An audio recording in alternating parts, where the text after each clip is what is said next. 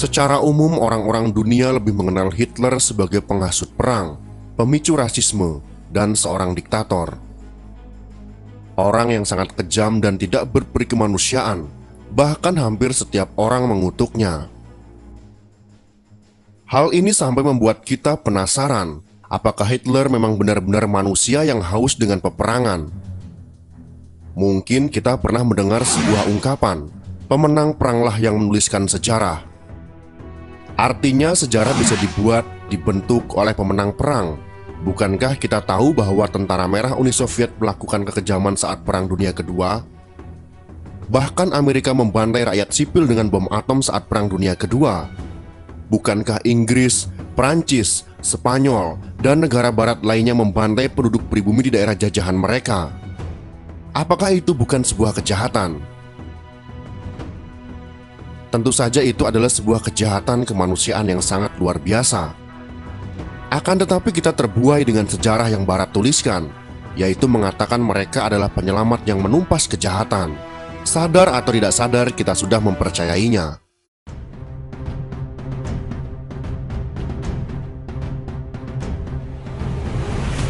Tetapi ada sebuah informasi tentang Hitler yang ternyata berbalik arah dengan apa yang kita pelajari selama ini.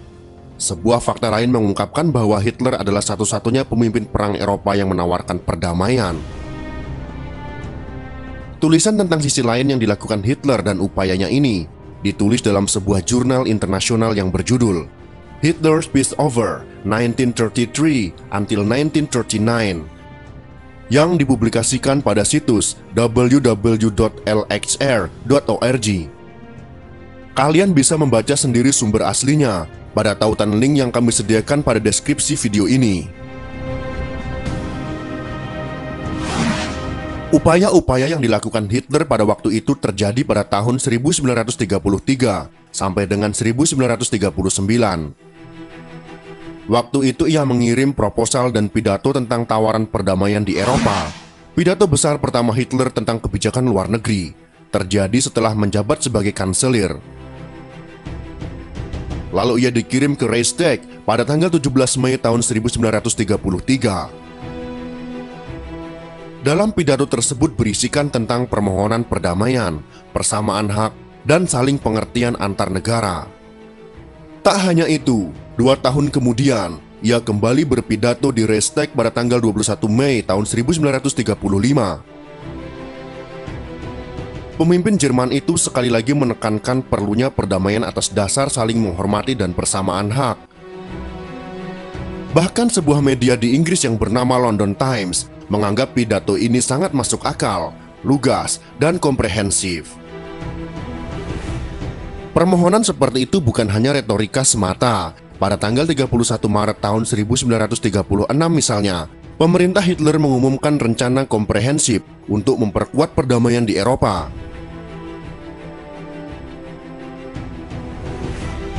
Makalah rinci ini mencangkup banyak proposal spesifik, termasuk dimiliterisasi seluruh wilayah Rhineland, perjanjian keamanan Eropa Barat, dan larangan kategori bom pembakar, gas beracun, tank berat, dan artileri berat.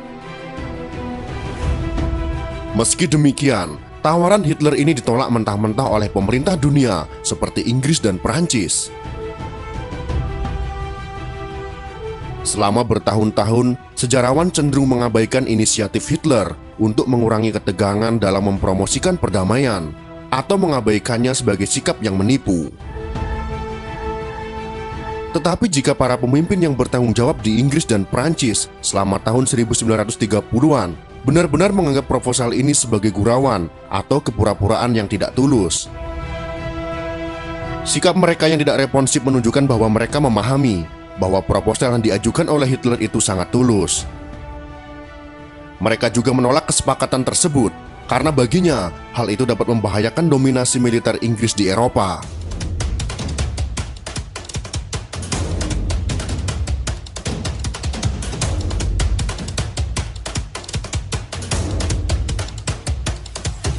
Hampir segelintir orang menganggap Adolf Hitler adalah pengacau perdamaian terbesar yang diketahui sejarah.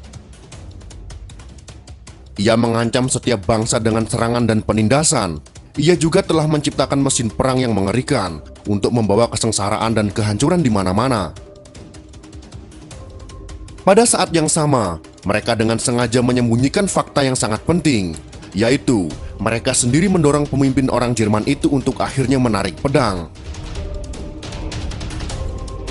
Mereka melakukan ini tidak hanya dengan mendeklarasikan perang terhadapnya pada tanggal 3 September tahun 1939, tetapi juga memblokir langkah demi langkah selama 7 tahun melalui jalan menuju diskusi damai.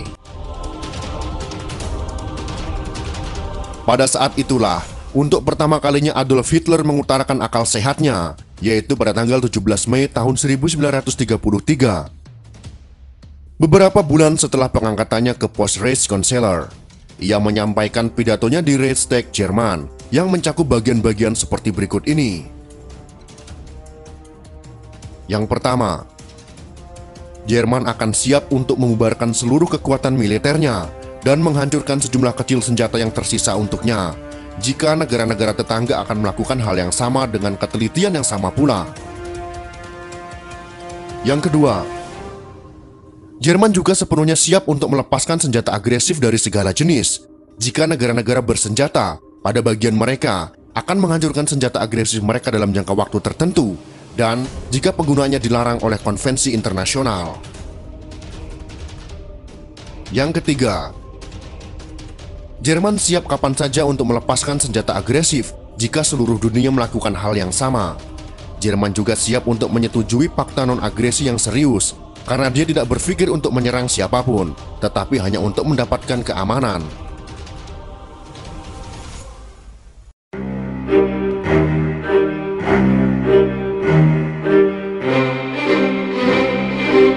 Anehnya dalam pidato tersebut, tidak ada jawaban dari pihak manapun, alih-alih jawaban percaya pun tidak. Negara lain justru semakin sibuk mengisi gudang senjata mereka, menumpuk bahan peledak, dan meningkatkan jumlah pasukan mereka.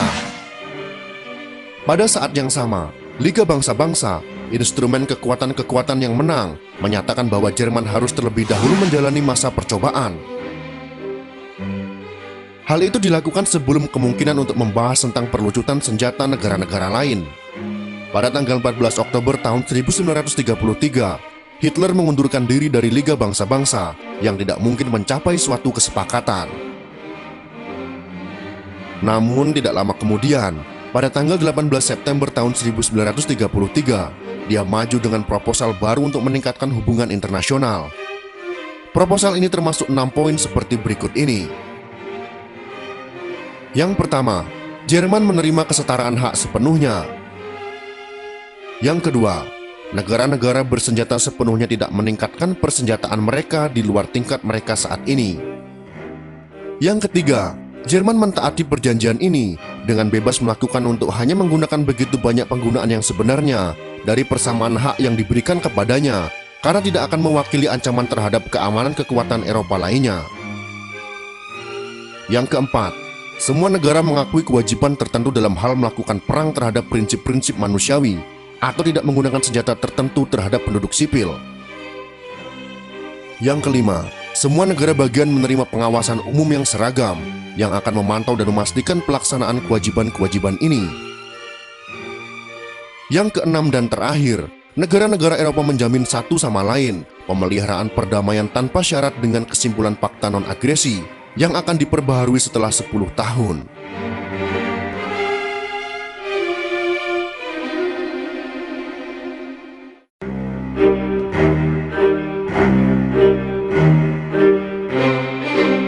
Dengan cara ini, posisi Jerman kala itu menjadi lebih buruk dari sebelumnya.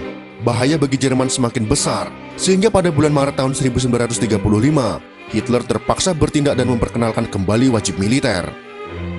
Sebaliknya, Prancis membuat aliansi dengan Rusia untuk lebih meningkatkan dominasinya di benua itu, dan untuk meningkatkan tekanan terhadap Jerman dari timur.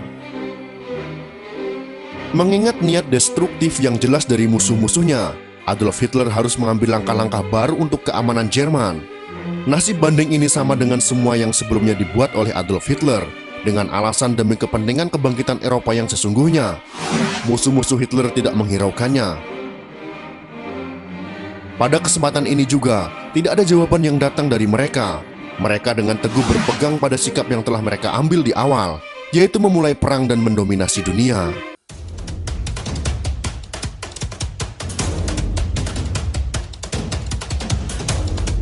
Semoga informasi ini bisa membuka pikiran kita tentang anggapan selama ini, bahwa Hitler adalah di posisi manusia terjahat. Ternyata sebenarnya yang menginginkan perang dan mendominasi dunia kita sudah tahu siapa.